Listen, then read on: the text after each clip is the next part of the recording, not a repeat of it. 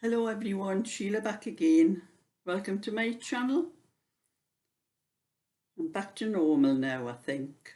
Computer's sorted, I think. No problems today anyway, so I think I've sorted it out.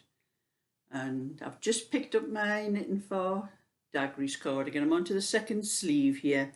I did have a little bit trouble, I think I said on another video where I had made a mistake. I'd got about the armholes started about here and about this far down.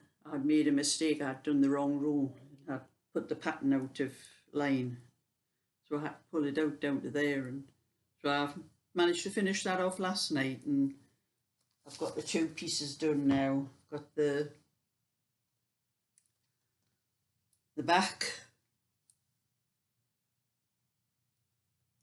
the two pieces there, that's one piece for the back. And the sleeve, the first sleeve, and it's all right now, the pattern's right, put that right. That was so annoying, that. I'll not tell you what words came out of my mouth when I realised what I had done. Didn't take very long to knit up, because once I start on the shaping on the sleeves, it it works out quite quick then, like. But I've just started, and I'm using 3.25mm needles for the ribs. Well, I was going to try these bamboo ones that Dagry sent me. I was going to try these ones because they're a thin pair, but when I looked at them, the size, I realised they're not 325. I thought they were 325, but they're not the 350, which we don't have in this country. Actually, we go 325 and then 375. Well, these are in between. And 325, our old size, used to be size 10. And then we went to 375, and that was a size 9. So these are in between that. So these must be the equivalent to 9.5, which we haven't got. So next time I do something, I'll try these ones out on something else, but I can't do it on Dagry's cardigan because it might make the stitches too big for the rib, because they're slightly thicker needle. So I'll just have to wait until I'm going to do something. I'd forgot about those. I could have used them on this little cardigan because I used 325 for the ribs for this one. This is a little one I'm doing where I'm trying to build up my stock for what I'm going to sell on when I start my Etsy shop, and where I sell anyway really, like. But I've done the whole back. I think I showed this in the other little video. You can see all the nice little colours, lilac and peach, like, in it. I think that is. You can see it better on the ball there. But I've had to put my ring light on again. It's only just after 5 o'clock here, and it's gone really dark. Oh, well, it's not actually, it's just after 6 o'clock. Where's the time gone? Oh, maybe that's why it's a bit dark, but I think it's going to rain because it's not usually this dark at 6 o'clock. But anyway, I've done this the back on this little one. It's a 20 inch. I think it'll fit. I'm not absolutely certain. A 20 inch. I think it's for about between a 1 and a 2-year-old, or 1 to 18 months, something like that. I'll have to look the sizes up. It's not that long since my great grandkids were little, and I knit for them when they were little, but I can't remember.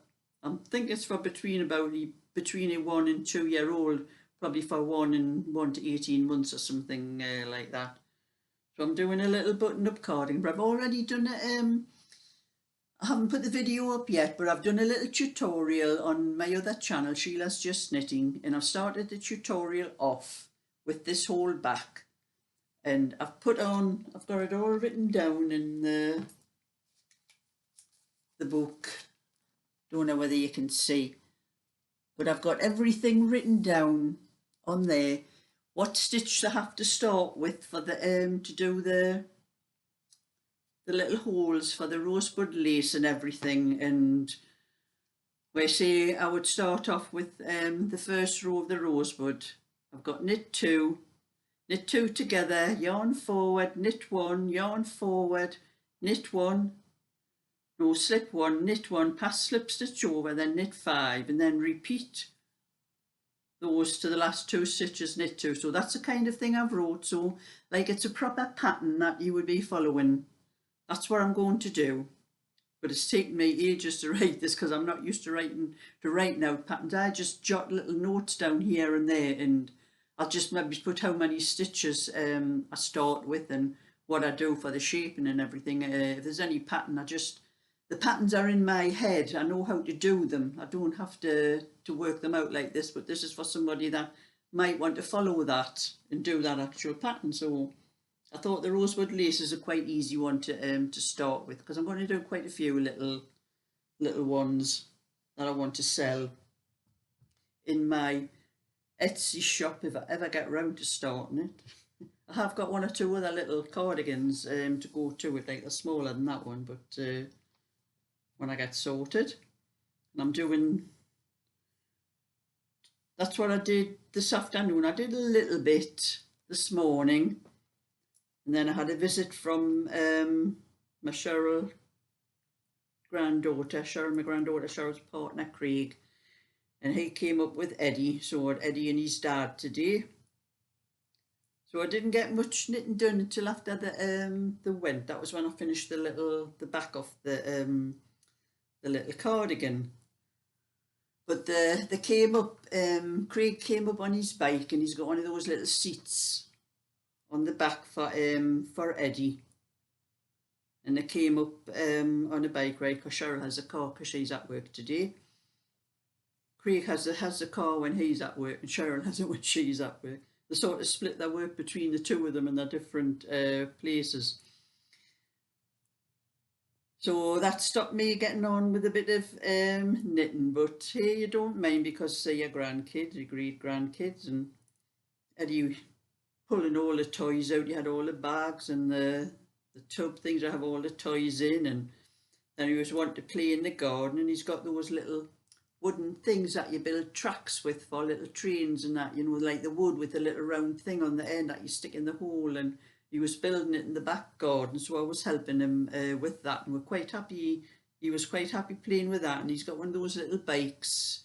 I keep it in my outhouse that hasn't got the pedals on, you know, they use their feet to move it along the ground. He had that out, and he was round and round the garden on it, and then he started playing with the little wooden tracks, building the tracks. So I was helping him build the tracks.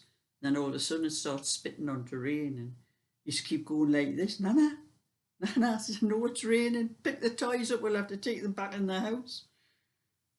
So I had to go and tell Craig, I says, you better get yourselves away home now. I says, before it starts raining heavier, you're going to get soaked. So when they left anyway, I got on with a bit more knitting. But little Eddie playing his little bike in the garden, and when he said they were going home, he thought he wanted to ride his little bike all the way home. And I said, Craig will never get home with that thing, man.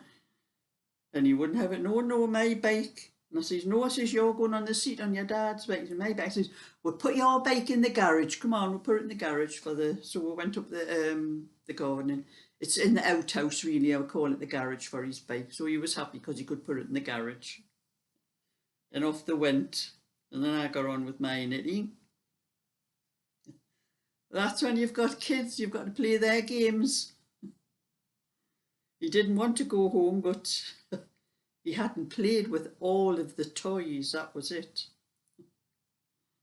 It's usually when they come, he's usually here longer, like him and his brothers are usually playing with all the toys that there is, you know, but he wasn't here for very long because his dad had to get back for the other two coming out of school anyway.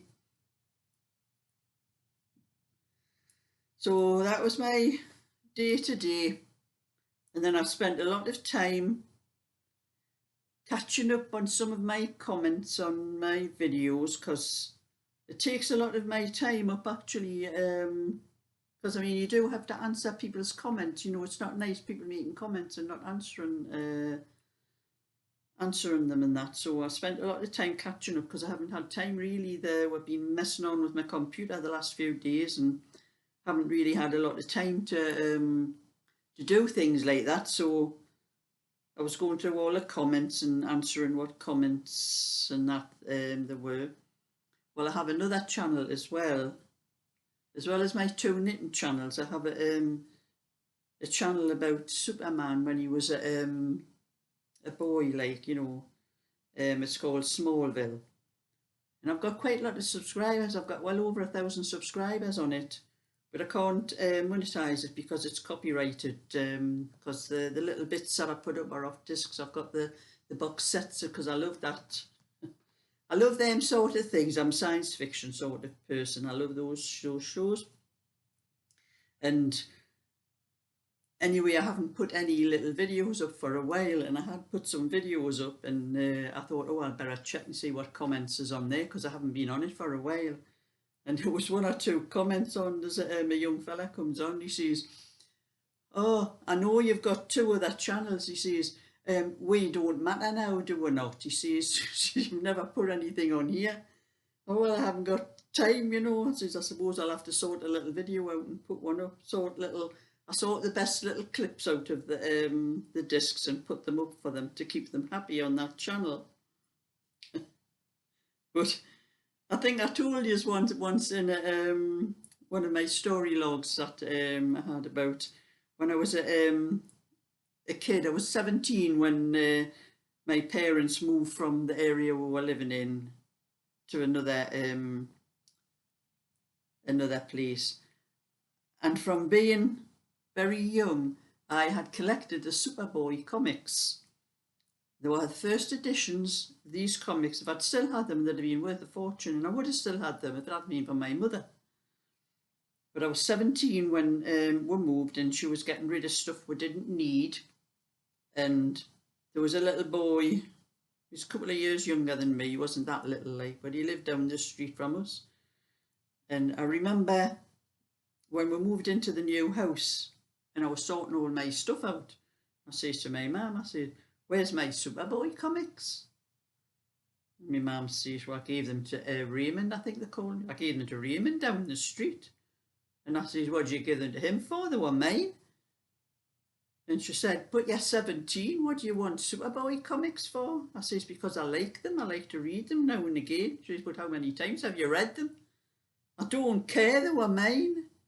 And I went back to that kid's house and he wouldn't give us them back. But I'm not kidding. They were the first editions. They would have been worth a fortune, and they would still be in good condition if I'd still had them. Like, because I have still got some. I've always been an Elvis Presley fan as well, and I've got little books from the 60s when I was about 16 or something like that. From about 16, I collected all these little. You know, the little books that you used to get with that used to have all the top 20 song things and that on, and you used to get ones with the different actors that you liked. So I used to get them with Elvis Presley on. I've got quite a few of those and all. They might be worth something as well, but I'm not selling them, they're mine. So that's my little bit anyway. Keep everybody happy because I think I'm back to normal. So give it a thumbs up and subscribe, and I'll let you know whatever else I get up to and whatever else I'm knitting. So bye for now.